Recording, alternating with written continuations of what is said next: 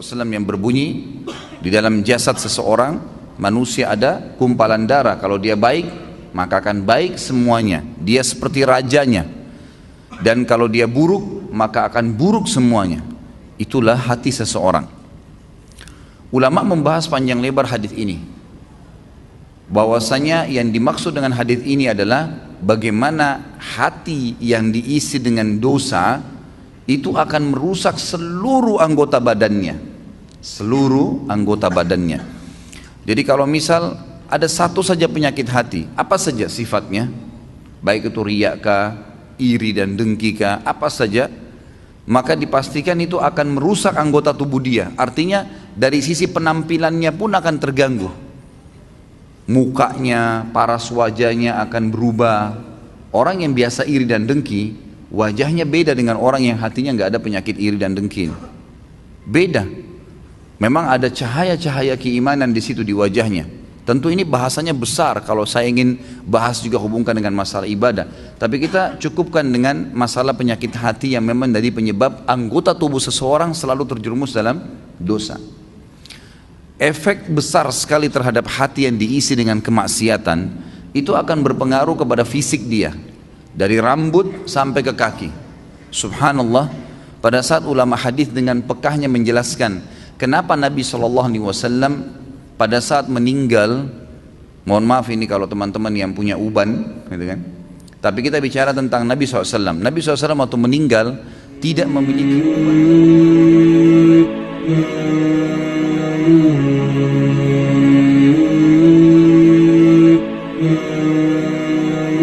Nabi SAW waktu meninggal tidak memiliki uban kecuali 3 lembar. Umurnya 63 tahun.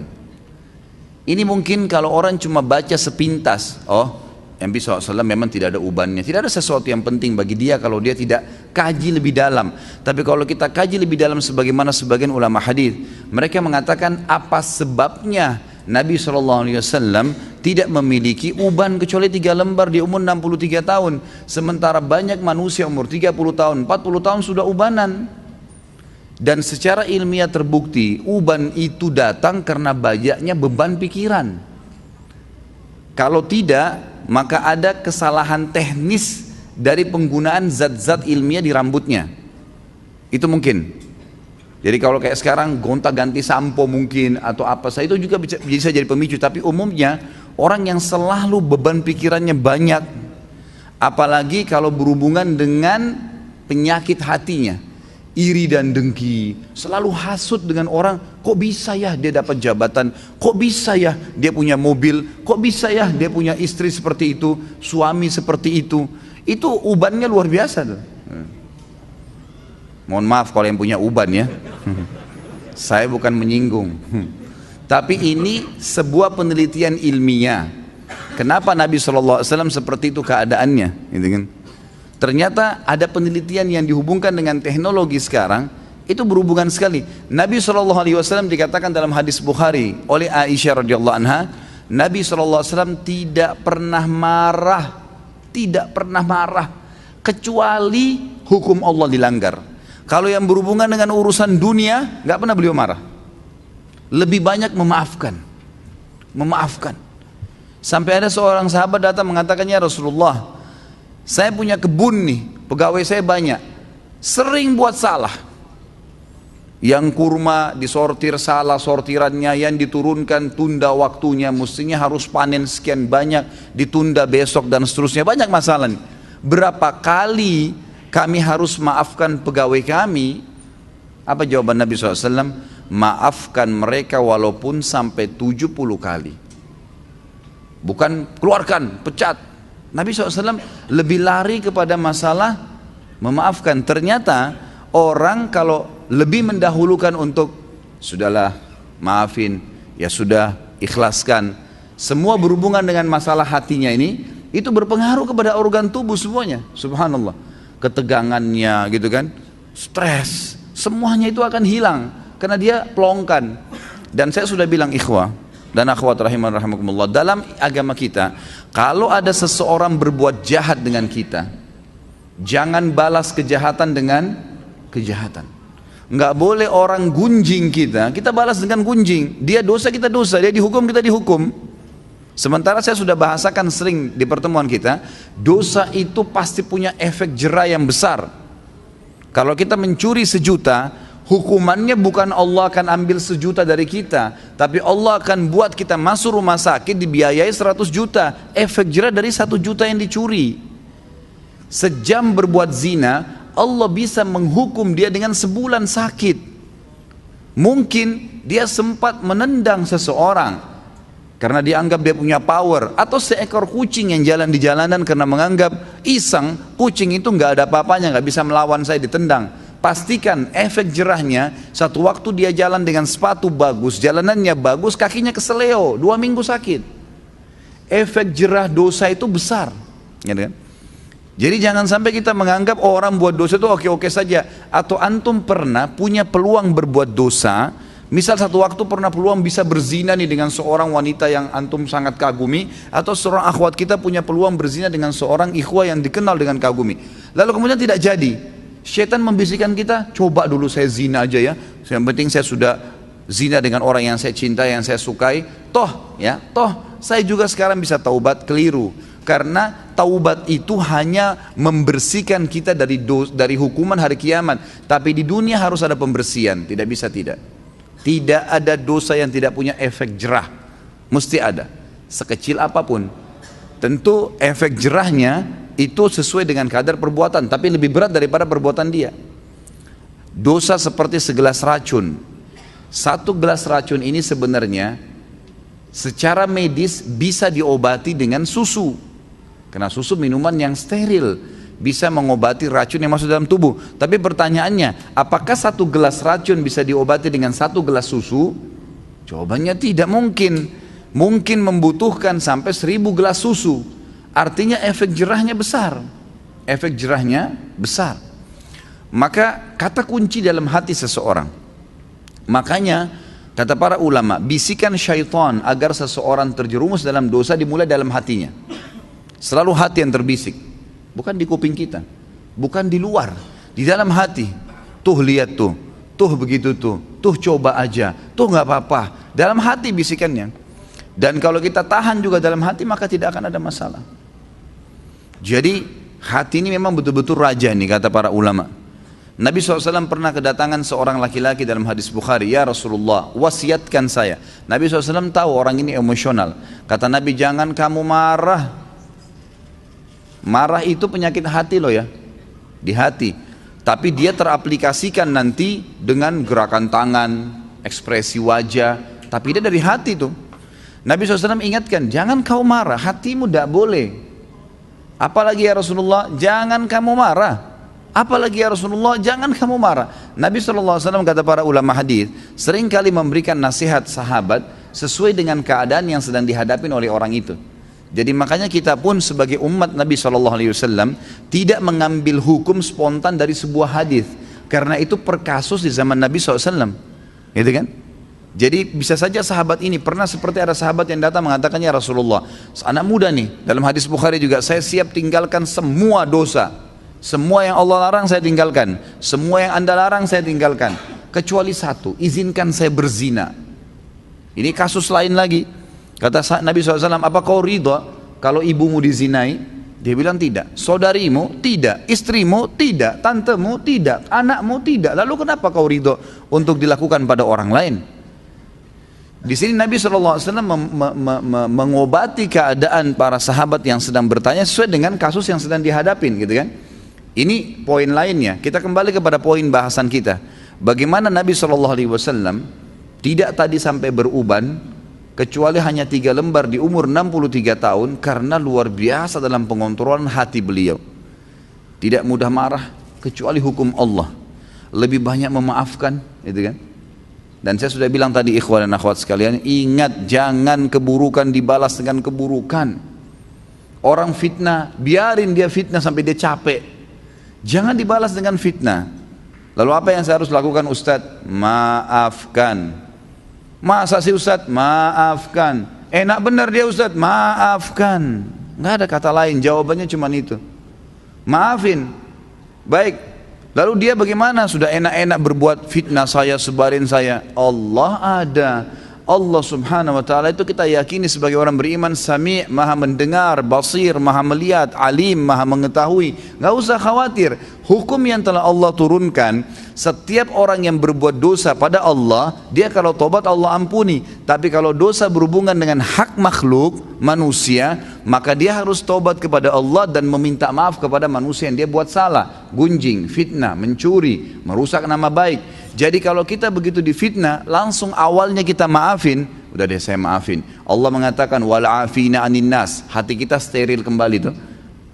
Kita mendapatkan pahala karena menjalankan perintah Allah dan Rasulnya, gitu kan? Dan dia selama dia dalam hukum Allah yang kita yakini, dia selama tidak minta maaf dengan kita, hukuman Allah tetap datang pada dia. Gak usah khawatir, gitu kan? Apa yang kita mesti khawatirkan? Toh dia akan dihukum sama Allah kok. Orang tadi yang menendang kucing dengan menganggap oh kucing ini gak bisa buat apa-apa, pasti Allah SWT datangkan hukumannya. Jadi kalau antum tiba-tiba jalan baik-baik saja, sepatunya baru, jalannya bagus, tiba-tiba keseleo, coba muhasabah tuh. Biasanya kata ulama, Allah subhanahu wa ta'ala pada saat mendatangkan sebuah hukuman kepada seorang hamba, itu Allah lintaskan di benak dia dosa yang dia lakukan. Subhanallah. Misal ada orang tadi keselio, pada saat dia keselio, aduh sakit, itu terlintas pada saat itu atau beberapa saat setelah itu, apa yang menjadi penyebab dia keselio? Kalau dia jeli dia bisa tangkap tuh. Oh ternyata dulu pernah ada orang yang saya tendang nih, pernah mencuri sepatu, pernah apalah gitu kan, pelaku-pelaku yang dilakukan, maka datang hukuman tersebut. Orang kalau masuk rumah sakit tiba-tiba kemudian dirawat di rumah sakit selama 3 hari harus dirawat, demam berdarah atau penyakit apa saja ya. Kemudian dia pada saat sakit, pastikan kalau dia peka, kalau dia kembali kepada Allah, dia bermuhasabah, ya Allah ini apa penyebab dosa saya bertobat sama kamu kalau seandainya ada perbuatan salah, itu pasti terlintas di benaknya apa penyebabnya itu. Misal tiba-tiba dia teringat, oh dulu pernah dia minum khamar, oh dulu pernah dia buat sesuatu yang haram, terlintas tuh istighfar kepada Allah, itu kan, seperti itu. Jadi hati memang betul-betul dikatakan sini mahkota. Dan saya lupa ya, saya tidak tahu apa saya pernah sampaikan di pertemuan lalu atau sebelumnya tentang masalah bagaimana hati itu, teman-teman sekalian, betul-betul harus disterilkan. Seperti sebuah ruangan yang steril sekali, hati itu. Kalau hati ini antum buka seperti ruangan, sebuah ruangan, jendelanya terbuka, pintunya terbuka. Di dalam ruangan berserakan tulang-tulang bekas makanan, baju kotor, makanan-makanan yang sudah basi. Apa jadinya ruangan itu? Masuk serangga dan binatang enggak? Hah? Masuk enggak? Kok cuma ngangguk-ngangguk? Hah? Masuk kecoak, masuk nyamuk, masuk lalat, masuk burung, masuk anjing, beragam macam. Tapi kalau ruangan itu bersih, ditutup jendela dan kacanya, maka tidak akan ada masuk apa-apa, bahkan tidak ada nyamuk seekor pun, gitu kan. Ruangannya bersih, steril, dipel, disapu, pasangin AC yang bagus, kacanya rapat, pintunya rapat, ada pewanginya, nyaman kita di situ. Ini kalau saya bahasakan seperti hati manusia. Kalau ada penyakit di dalam seperti banyaknya tulang-tulang bekas makanan tadi itu akhi dan ukhti, sedikit-sedikit antum hasut sama orang, sedikit-sedikit antum merasa kenapa orang ini lebih hebat dari saya, kenapa orang ini lebih gagah dan lebih cantik, kenapa orang ini begini, kenapa orang ini, terus dibawa dengan penyakit hati. Maka seperti hati tadi yang penuh dengan ruangan yang penuh dengan barang-barang yang rusak tuh, baunya nggak enak. Dan lebih parah lagi, ada orang dijaga sama dia, penyakit hatinya itu dijaga, dibiarkan dengan cara juga pintu hatinya terbuka. Jadi dia tidak taubat kepada Allah, tidak ditinggalkan, maka setan-setan pada datang tuh, terus menerus datang. Maka harusnya memang ditutup, dirapiin, dipel, dibersihin, steril, kita akan nyaman di situ. Makanya Allah Azza wa Jalla mengatakan dalam Al-Quran, salah satu ciri orang yang akan selamat hari kiamat dengan mudah, bahkan saya bisa bahasakan selamat masuk surga tanpa hisab, Allah mengatakan illa man atallah biqalbin salim, orang yang datang kepada Allah hari kiamat dengan hati yang bersih, steril, nggak ada apa-apa di situ. Ingat, terus saya ulangi, ingat ikhwan dan akhwat sekalian, jadikan sebagai peringatan bahasa ini. Jangan pernah siapkan musuh yang akan berhadapan dengan antum di hari kiamat. Dan yang kedua, jangan pernah beratkan timbangan dosa kita. Itu dua hal antum jaga. Sibukkan diri lawannya tuh, supaya punya teman yang bisa membantu memberikan syafaat hari kiamat tuh. Artinya berteman dengan orang-orang saleh, jangan orang-orang buruk. Jangan pernah punya masalah dengan orang lain. Sudahlah, gitu kan. Sangat luar biasa kita bersihkan hati itu. Dan juga yang kita sibukkan sehari-hari adalah amal soleh yang memberatkan timbangan amal soleh kita nanti hari kiamat. Jangan dosa yang justru bermasalah buat kita nanti di hari kiamat. Harusnya kita faham poin-poin seperti ini. Para ulama salaf dulu, mereka itu kalau berbicara ikhwah dan akhwat sekalian, mereka hanya mengucapkan kata-kata yang berbau nasihat, berzikir, membaca Al-Quran, atau menanyakan kabar orang lain. Berputar di 4 hal ini, nggak ada yang lain. Nggak pernah gunjing, nggak pernah fitnah, nggak pernah menghina, nggak pernah kata kasar, nggak pernah. Kata Nabi SAW, laisal mu'minu bit ta'ani walal la'an. Bukan sifatnya orang mukmin itu ta'an, suka mencaci maki orang, menuduh orang, menyalahkan orang lain, menghina dengan kata kasar dan seterusnya. Dan juga la'an, suka ya mendoakan keburukan bagi orang lain. Baik Ustaz, kalau ada orang kebetulan punya kelebihan di hadapan saya, jabatannya lebih bagus, fisiknya lebih sempurna, secara materi lebih mapan, lebih pintar, apa yang saya harus lakukan? Renungi hadis Nabi SAW yang berbunyi, manusia 4 tingkatan. Yang pertama, Allah berikan kepadanya ilmu dan harta.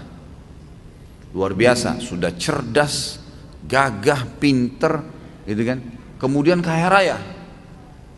Dan kata Nabi SAW, dia habiskan keduanya di jalan Allah. Ilmunya diajarkan, kemudian juga hartanya diinfakkan. Datang golongan yang kedua, yang Allah berikan kepadanya harta. Maaf, diberikan ilmu tanpa harta. Berilmu, faham ilmu agama, tapi keadaan ekonominya biasa. Dia lihat orang yang punya kelebihan nih, apa yang dia lakukan? Dia mengatakan, ya Allah, kalau engkau memberikan kepadaku seperti kau berikan kepada dia, aku akan lakukan seperti dia atau bahkan lebih. Kata Nabi SAW, fahuma fi ajri sawa, dua-duanya akan sama pahalanya. Karena memang yang kedua ini nggak punya harta, maka dia hubungkan itu dengan tekad yang kuat, niat yang baik kepada Allah SWT. Kalau dia dikasih, dia akan lakukan. Allah dengan kemahaadilannya berikan. Si yang pertama nggak dizalimi, dia dapat semuanya. Tapi yang kedua diberikan kelebihan oleh Allah SWT karena tekadnya yang baik.